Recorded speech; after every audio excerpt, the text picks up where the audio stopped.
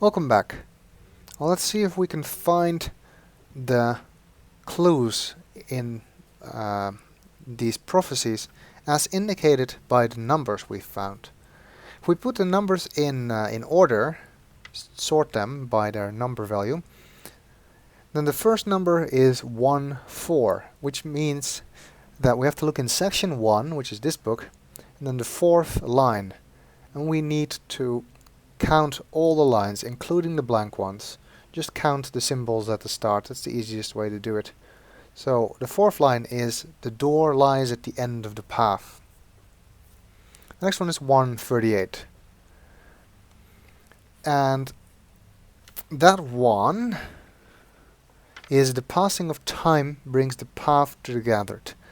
Yeah, I'm using a cheat sheet here where I've written down the approximate location of each of the correct lines, because I'm not going to count all of the lines in the videos. That would just take too long and not be very interesting. Well, the next one is 189, which is be still and the path will be made known. The next number is 218, which means we need to go to section 2. And line 18 is the action of the gathered means nothing. Next is 219, so that's just the next line. The action of the deceived is toiling in vain. Next is 230, which is darkness comes at the end of time. 232, seek the path of the shell. Then 266. No, actually 366 is the next one. So we need to move to section 3. Curse my handwriting, as I thought it was a 2. 366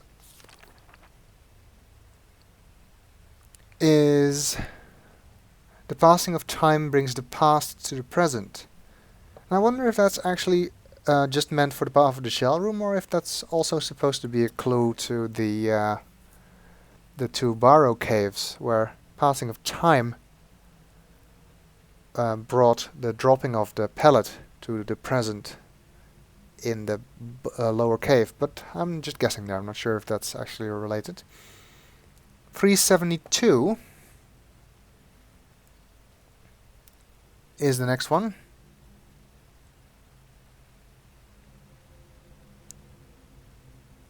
Take time to understand the path of the shell. And then 110 is next, which is this one. The path of the stone is toil for the gathered.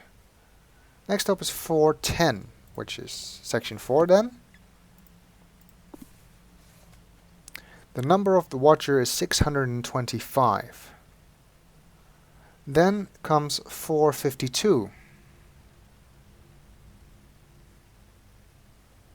The way is made clear at the end of time.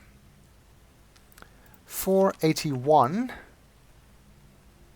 The future is always revealed to those who wait. 496. Rest in the light. Then we move on to section 5 with 518. The gathered will find rest when the light comes. 532. Roll the stone to know the deceiver. And finally, 557. The path is folly for those who toil. So those are all the clues. The door lies at the end of the path. The passing of time gives the path to the gathered. Be still and the path will be made known. The action of the gathered means nothing.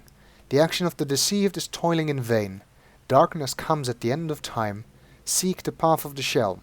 The passing of time brings the past to the present. Take time to understand the path of the shell. The path of the stone is toil for the gathered. The number of the watcher is 625. The way is made clear at the end of time. The future is always revealed to those who wait. Rest in the light. The gathered will find rest when the light comes. Roll the stone to know the deceiver. And finally, the path is folly for those who toil. Well, let's go back to the Path of the Shell room and see if we can apply that.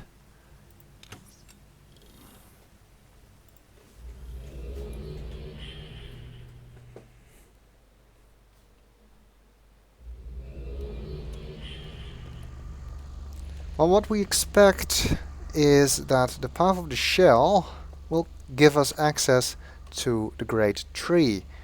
I believe that was also written in the notebook, that Kadish could use the Path of the Shell to access the tree.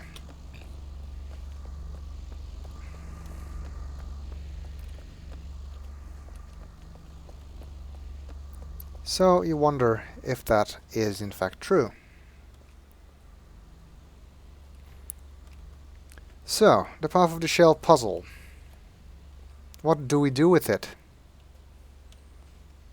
Well, the clues appear to indicate that this whole business in the middle here, with rolling the stone up this path, is just a distraction.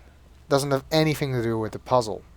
Because the path is folly for those who toil. So toiling, pushing the stone up the path, is folly. Doesn't serve any purpose. Roll the stone to know the deceiver. Other ones as well. The path of the stone is toil for the gathered. So pushing this stone up the path isn't going to help us. Well, what do we need to do? Well, the rest of the clues seem to indicate that we need to wait. Be still and the path will be made known. Take time to understand the Path of the Shell, etc., etc. It also tells us where we need to wait in the clue Rest in the Light. Well, there's a light here. So let's turn it on.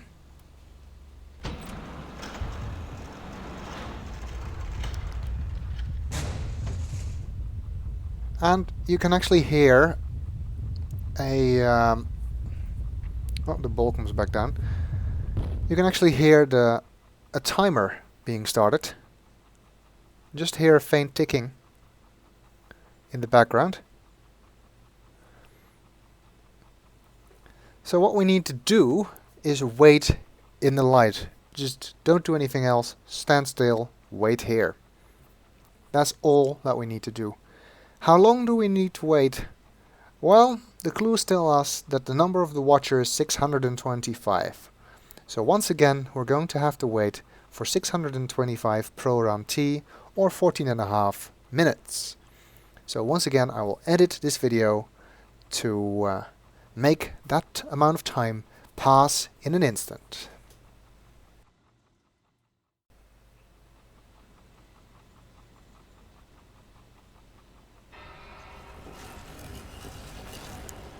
And look at that.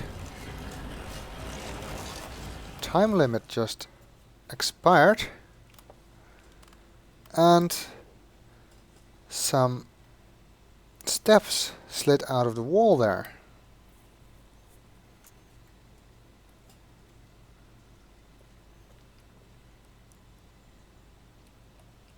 Interesting. So let's climb up there. This is one of my least favorite parts of Uru, actually, is the fact that you have to wait for nearly 15 minutes, not once, not twice, but 3 times. In the game's defense, you don't actually need to hang around waiting for the first 2 times.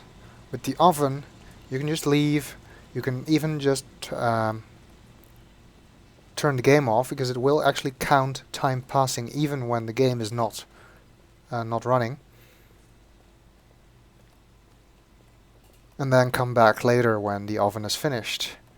With the Barrow Cave, it's a little bit more complicated, because you need to be there when the time runs out.